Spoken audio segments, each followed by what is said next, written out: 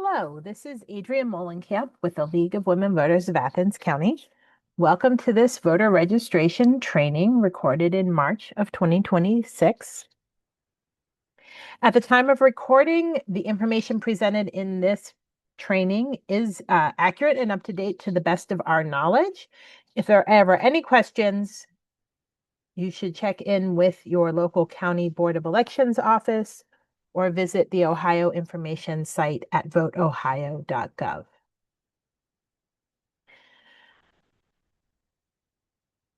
Before we get started, just a little bit about the League of Women Voters. We are a nonpartisan grassroots organization whose mission is empowering voters and defending democracy. Here locally in Athens, we work on voter registration, candidate forums, voter guides, and much more. We always conduct our work in a nonpartisan fashion in that we do not support or oppose political parties or candidates. Any work that is conducted in collaboration with us or using our name must meet those same nonpartisan standards. Today, we're going to talk about checking voter registration status, and then we'll move into actually doing voter registration. Who can vote, how to register them, and then information for what comes next. Voting options, a little bit about absentee ballot applications, and we'll end up with resources and tips. Why are we talking about this right now? Because we have a primary election coming up on May 5th, which means all voters need to get ready. So everybody needs to be registered at their current address by the voter registration deadline, which is April 6th. The first thing we're going to cover is how to check your voter registration status to see if you are registered at your current address. One of the reasons we start with this is because often when we're out talking to voters, they won't remember if they've updated their registration to their current address, or even sometimes if they've registered or not, if it's been a little while. So I'm going to show you how to check voter registration status. You can get directly to that site using this web address and QR code, but I'm going to take us through going to voteohio.gov, which is the Ohio State information site for voting. I like to point this out to you because it is a great resource for voters. Just about anything you would ever want to know as a voter can be found here on this information page. So showing you today, we're just going to look up voter registration. We're going to click on here, and then this is my name. And then what county. So sometimes when we're working with voters that don't remember where they registered, we check a couple different counties for them, make sure that we find them in the system. So if they are registered in that county, it will come up looking like this. And as long as their name and address are current, they are registered and good to go. While you're here, if you're looking yourself up, you can click on your name. You'll get additional information about where your polling place is, what districts you're in, and that kind of thing. So let's return to our page. The other reason we want to teach you how to check your voter registration is that we encourage every voter to check their voter registration status every election. Sometimes clerical errors are made in those roles, so we want to check and make sure things are up to date. We also encourage voters to check because the state of Ohio does do voter roll maintenance, and so if voters have not voted in the past 6 years, they can be taken off of those voter rolls. So it's always a good idea to check your status every election. All right, so let's move into doing the work of actually getting other people registered. You can do that by having a table somewhere that people are walking by, walking around a crowd, participating in an event. Of course, all of our work is nonpartisan. We want everybody to register and have their voice heard. And then it's important to remember that you cannot give anything in exchange for registering to vote. It is illegal to give anything in exchange, even something small like a piece of candy or a stamp. If you are hosting a voter registration table, it's fine to have an incentive, like we often have a bowl of candy, as long as that incentive is available to anybody, whether or not they register to vote. And in fact, anybody, whether or not they're talking to you or not. If somebody can just walk by and take candy, then it's fine. In Ohio, to be eligible to register to vote, you have to be a US citizen, an Ohio resident for at least 30 days before the election. 30 days before the election is also the voter registration deadline. So if you're living in Ohio and you're registering in time, you're good. You have to be 18 years old or older on election day. That does mean that if somebody is 17 now, but will be 18 on election day, they can go ahead and get registered now. They are not currently serving time for a felony conviction. So when somebody is in prison serving time for a felony conviction, they cannot vote. But as soon as they are released, they are eligible to vote again. They do need to re-register when they leave prison because they would have been taken out of the system. There are also some other uncommon cases of somebody being deemed ineligible by a court or having violations of voting laws. This is what the paper voter registration form that we use looks like. We're going to go through it in detail. And just a reminder that you have to register 30 days before the election. When you're filling out that form, make sure you're using blue or black ink. Everything must be printed except for the signature, and the signature can be cursive or print or whatever form the voter uses for a signature. While filling it out, if somebody makes a mistake, have them cross it out with a single line, write the correct information above or next to it, and then initial next to the correction. If somebody's trying to make a correction and it gets too hard to read or there are too many corrections on the form, we would just ask them to start over, have a nice clean form so there's no confusion. And then, especially if you are collecting forms from voters, make sure you double check the form before the voter walks away. If you double check it while they're there, you can get any corrections made. If you realize there's a problem after they've walked away, it's really hard to get it fixed. We often either assign somebody to be in charge of double checking so they get in the practice of doing that, or sometimes we'll take a blank form and highlight the sections that need to be completed and then compare that to the completed form and kind of go through step by step and make sure everything's been done. Here are the actual questions on the form. Starting from the top, they asked, are they registering as an Ohio voter, updating their Ohio address, or updating their name in Ohio? The voter should choose whichever is the most accurate. If they're not sure, they can always choose registering as Ohio voter. And then there are two eligibility questions here. This section must be completed in order for the form to be accepted and processed. So the first is, are you a US citizen? And then, will you be 18 on election day? Voters have to be able to answer yes to both of those in order to register, and they have to check those on the form. The next section is the voter's personal information. So last name, first name, there's space for middle initial, junior, senior. If they use those things, they can put them in. The voter's allowed to put in whatever name information they use. We highly recommend that if they have a state ID, a driver's license, or an Ohio state ID card, that whatever name they put on this form matches the name on their state ID. The next, number 4, is their street address. So this has to be the physical location where a voter lives. So if somebody gets mail in a different location than where they actually live, this has to be that where do they actually live address. It should be in the form of a number, a street name, and then especially important if they're in an apartment or some other identifier, that be included as well. So you might have 4 Main Street, apartment 3A. Here in Athens, we work a lot with Ohio University students. If they are living in a dorm and registering at their dorm address, they're going to do the same thing. They're going to put the street address of the dorm, like 131 South Green Drive. And then if there's enough space, put in the dorm's name, like Adams. And then especially important, they have to include their room number, like 123, room 123. If you ever need to check up on those street addresses for dorms, the Athens County Board of Elections maintains a list of that on their website.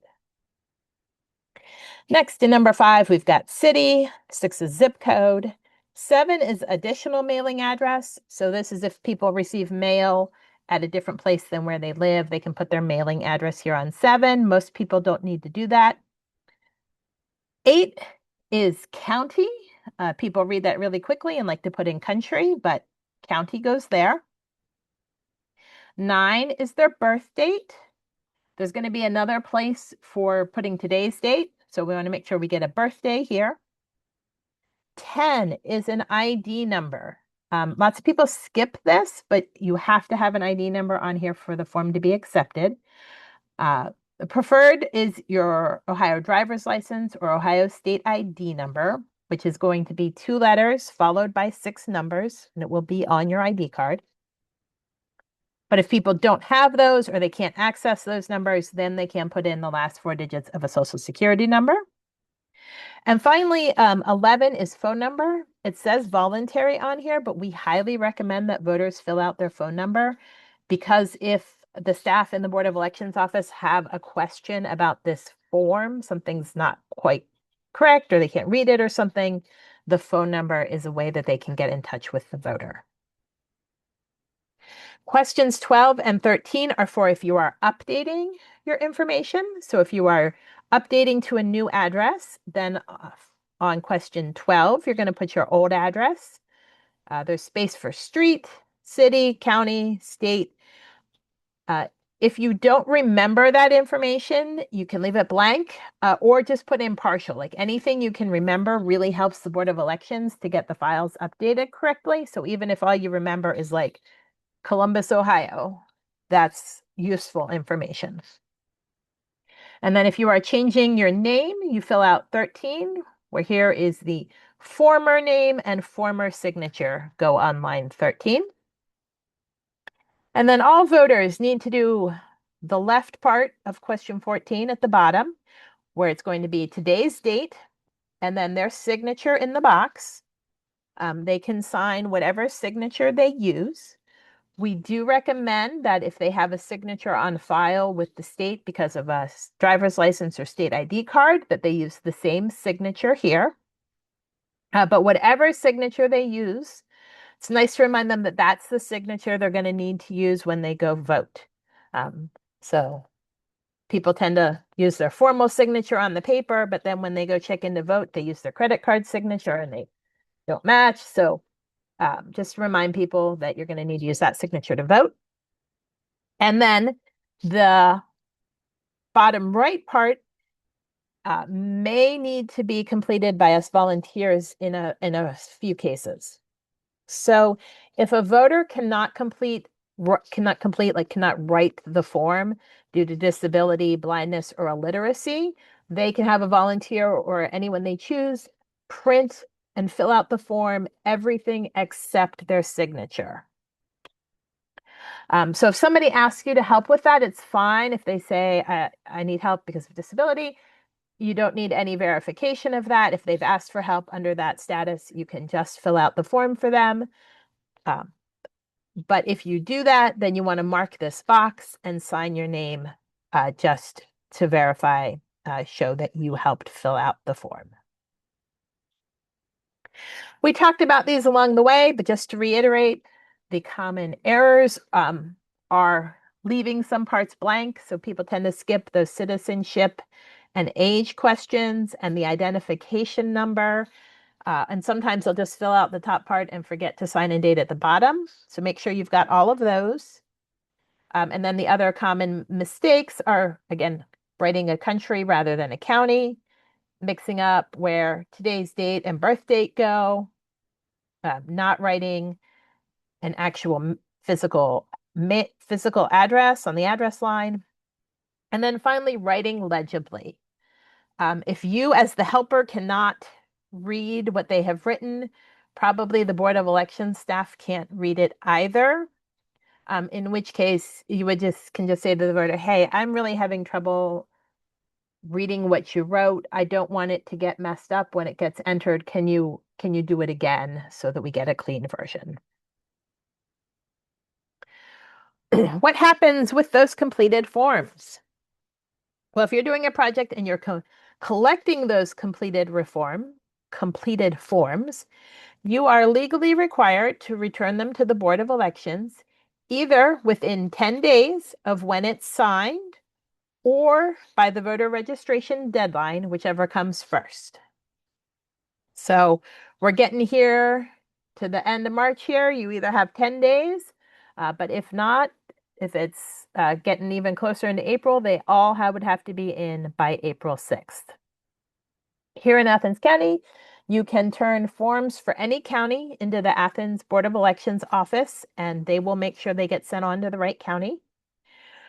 If you are collecting a stack of forms to turn in, we highly recommend that you walk in and take them into the Board of Elections staff during their office hours and just say, hey, we did a voter registration drive. Here are the forms we collected. You are allowed to turn them into the Dropbox, but we recommend handing them in person. For voters, once they've turned in their forms, they should be able to see their online status update within about 7 to 10 days, and they should get confirmation in the mail within 20 days. If they are not seeing that confirmation within that time frame, if it's early enough before voter registration deadline, they could just resubmit their form and just make sure it gets entered correctly. But if they have questions or it's, past the deadline or getting close or whatever, they can always call their county board of elections office, explain what happened, and the board of elections can work with them to try to get it fixed. Some special cases to think about. Transient or unhoused individuals can register at an address that they intend to return to and that can collect mail for them. So that could be a homeless shelter, a community organization, it could be a family member or a friend, anywhere they're going to return to and can get that mail. If we're working with individuals with these kind of concerns, it's helpful to walk through the voting options that we're going to talk about in more detail later. But these folks may have trouble having the ID to vote in person, which would mean they need to vote by mail, but that can be a challenge. So just some things for them to think through in their next steps. Another group that has some special considerations when they're registering to vote are college students. We're going to talk about Ohio residents first, although this first part applies to all students, in that students can choose whether they wish to register to vote at their campus address or at another permanent address, which would typically be a parent's house. When we register to vote, we're asked to register at whatever we consider our permanent residence. Students could make a justification either way of a campus address or a home address being a permanent residence, and that's why they have that choice. As we talk to students, we encourage them to think about the logistics of how they're going to vote, which might affect where they want to register. If they are from Cleveland and they're here in Athens, then kind of walking through, are they going to be able to drive back home during early voting hours or on election day to vote in person? If that's not feasible for them, are they going to be able to receive mail and send their ballot back in the mail? If not, well, then maybe it makes more sense to register here in Athens where they can just walk up to Court Street for early voting or vote here in Athens on their election day. And then some people like to consider about what races or issues are important to them. Maybe they really care about Athens City rental property policy.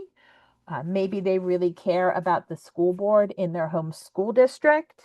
We've sometimes talked to people who they really care about a local race because they're aunts on the school board. And then this is true for all voters, but especially relevant for college students.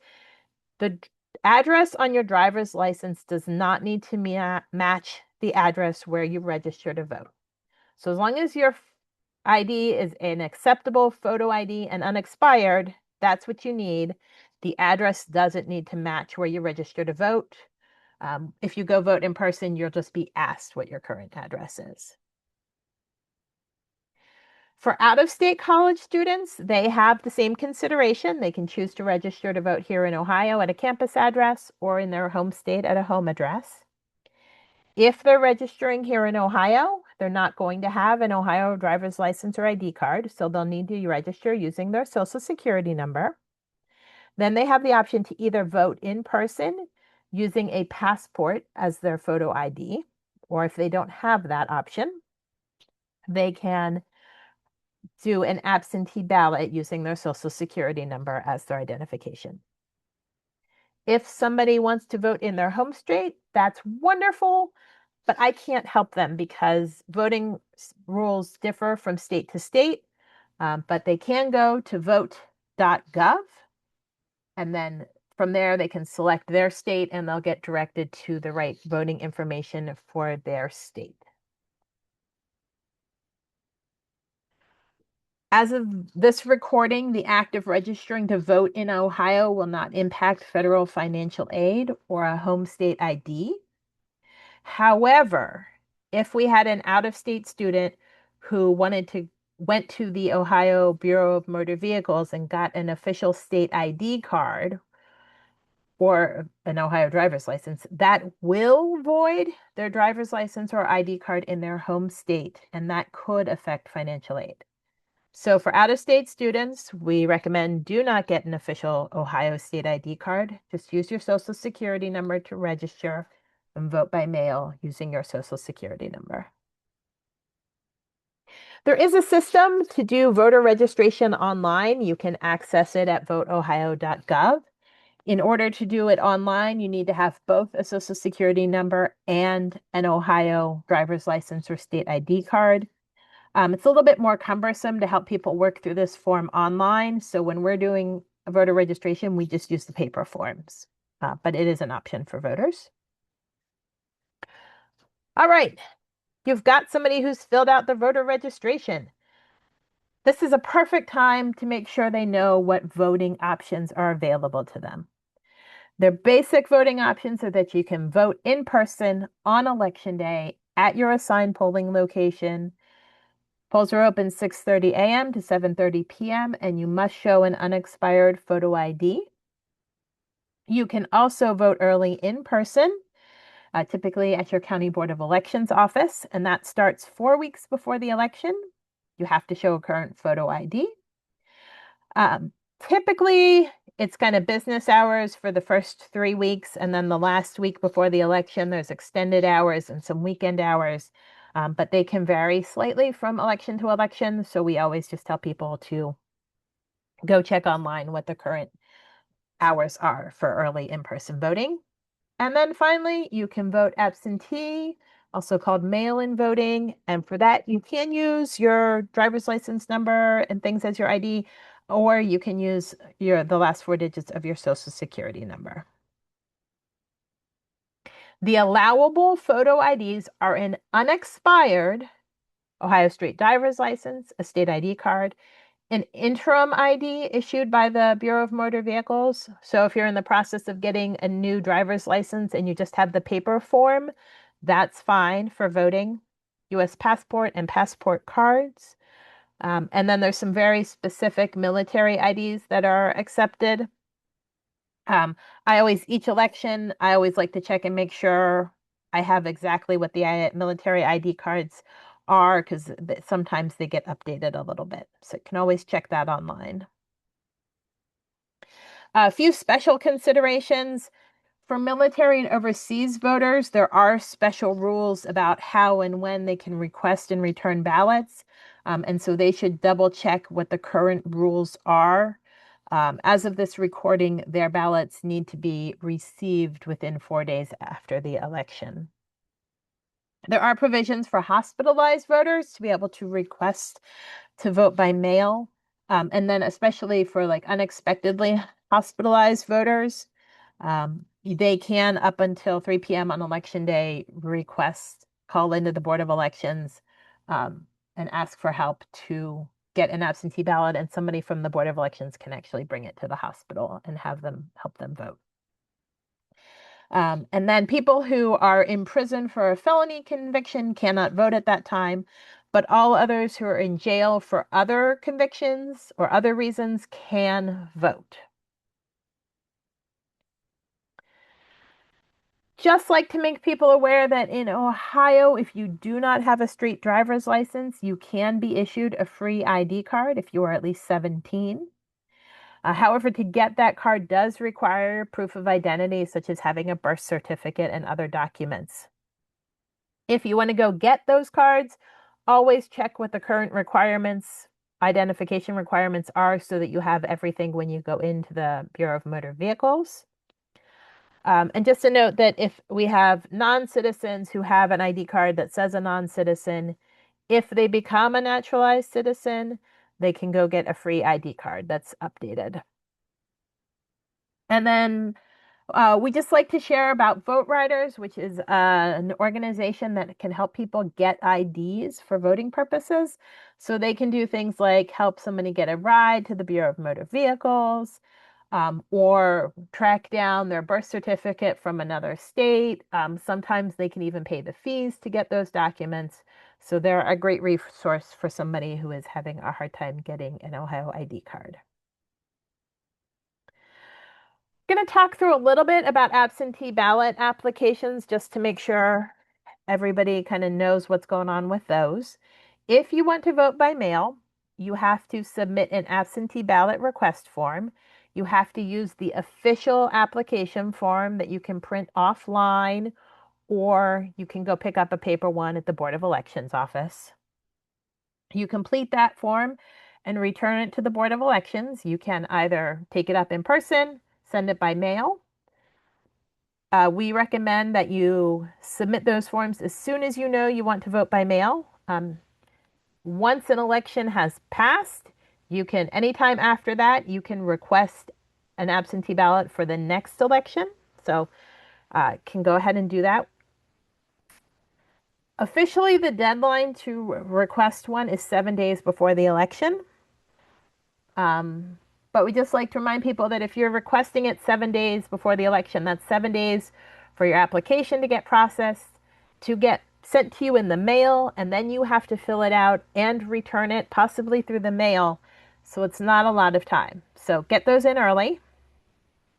This is what the absentee ballot application form looks like.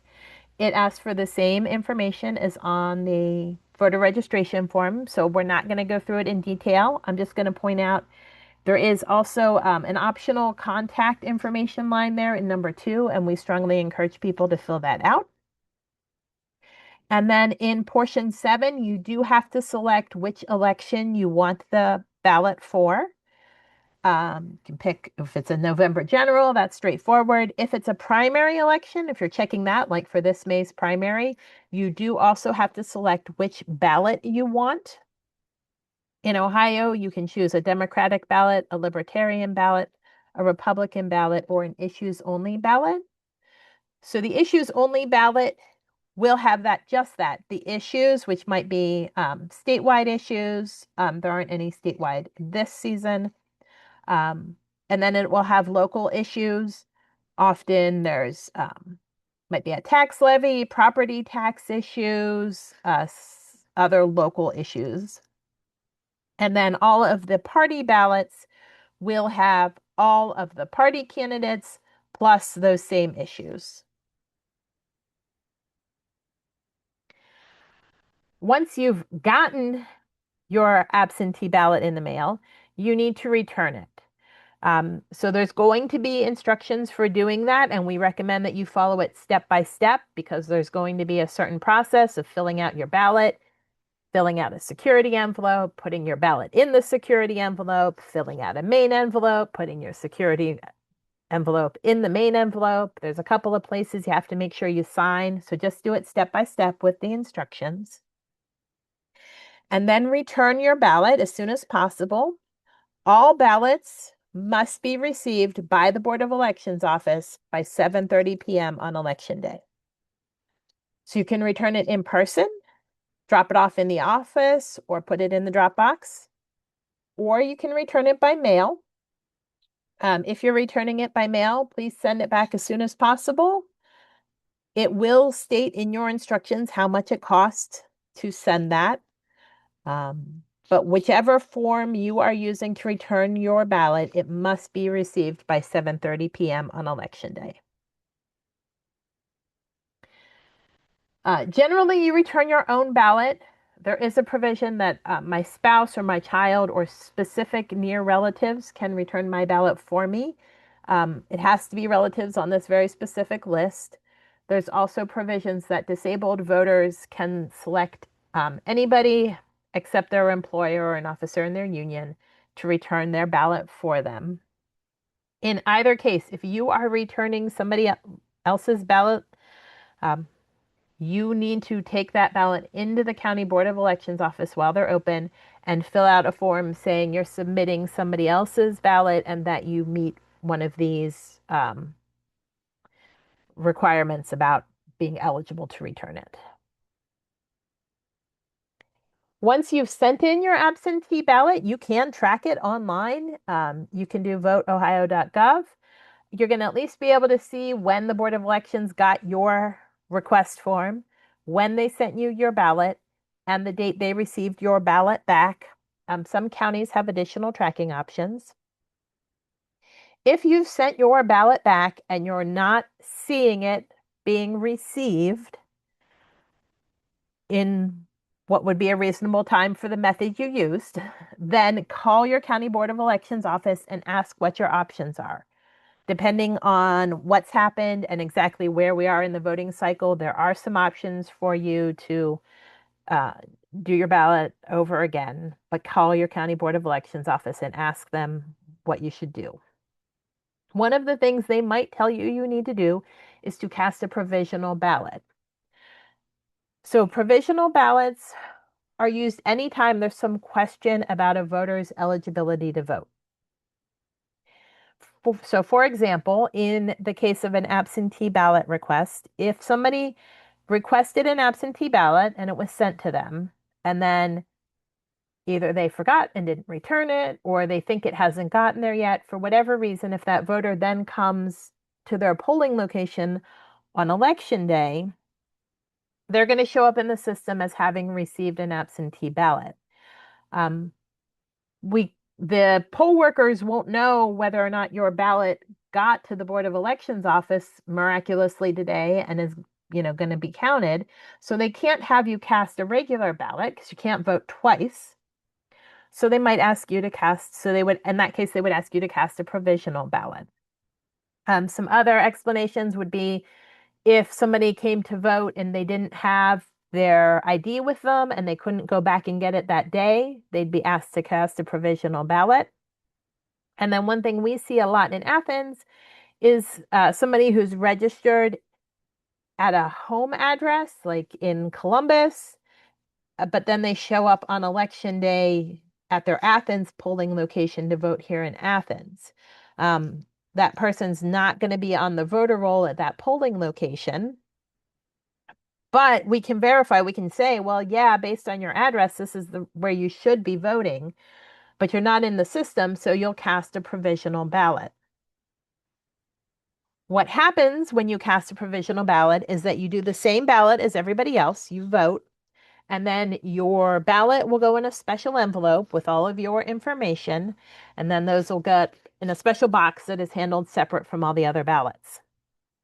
In the couple days after the election, the Board of Elections office will go through all of those provisional ballots to see what's going on and figure out if those ballots can be counted or not. So in the case of an absentee ballot, they might check, did we ever receive your absentee ballot? If not, well, then maybe we can cast this provisional ballot. If you were registered up in Franklin County, they can call it, talk to Franklin County. Did you already vote in Franklin County? If you haven't, maybe that ballot here in Athens can count. In some cases, like the ID, the voter needs to take a step to prove that they can vote. So if you didn't have your ID on Election Day, you have 4 days after the election to come back in and show your ID so that your provisional ballot can be counted. So every person who votes a provisional ballot will leave with instructions about, especially if they have to do anything to have their ballot be counted, like bringing in that ID, because there are only 4 days after the election to fix those things. But there'll also be a line to call if you have any questions or to see the status of your ballot. And then the Board of Elections, they will, all of the ballots that they can legally count will be counted as part of the final election results. All right, so that was a whole lot of information. Hopefully, we went through the voter registration details in enough that you kind of really took in that part. And then hopefully you'll remember some of all of the other details, or at least remember that they're out there so that if a question comes up, you can go look for the answer or direct a voter where they can look for the answer. So here's a couple of other resources for you. One is vote411.org. This is the League's voting information site. It's where we put our voter guides, but it also has links to voting information for every state. We talked a little bit about Vote Riders, who can help people get their ID cards.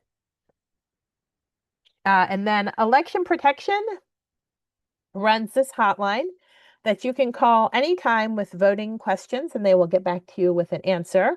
But what the really cool thing they do is that the hotline is fully staffed on election day and sometimes in the days leading up, so that if somebody has a problem on election day, there's a staff of lawyers and other trained experts that can help them that day. They can do, simple things like if you can't figure out your polling location, they can help you. But they can also help with more complicated things, like if somebody has to cast a provisional ballot and they don't really understand why, they could help explain that. But they can also help get problems fixed. So if somebody calls in is having a problem that can be fixed at the polling location, then what the staff of the hotline can do is talk to the County Board of Elections and say, hey, a voter at this location is having this problem. Can you get one of your staff to help fix it? Some things like that. And of course, here in Athens County, we have a wonderful Board of Elections staff. They are up there on Court Street near the courthouse, generally opened 8 to 4, and you can stop in anytime, and you might be lucky enough to see Pumpkin the cat while you're there. You can also call them with questions, and they also have a useful website for looking up information. And we will end with a few tips and tricks. Of course, be friendly and outgoing. We like to start with a question when we're talking to people, but we don't like to ask, are you registered to vote? Because when we ask that, people say yes and keep walking. So we try to ask something more engaging. Are you registered at your current address? Do you have what you need for this May's election? Something that's a little bit more engaging. Of course, we are being nonpartisan in our work to try to get as many people as possible registered and voting. Do you know that even if you don't collect a lot of voter registration forms, being out and about is important? Sometimes people are running by, they don't have time to talk with you, but you've jogged their memory that, oh yeah, I need to go do that. And then there's data out there that the more times people hear about voting in their community from their family and friends, the more likely they are to go vote. And know that you do not have to have all the answers. There's a lot of little details out there in special cases. So if you don't know the answer, that's fine. Just say so and either try to help if somebody figure it out or at least point them in the right direction. Tell them to go talk to the Board of Elections office. Tell them to go to voteohio.gov so that they can get their questions answered. So thank you for joining us for this training today, and good luck with your work.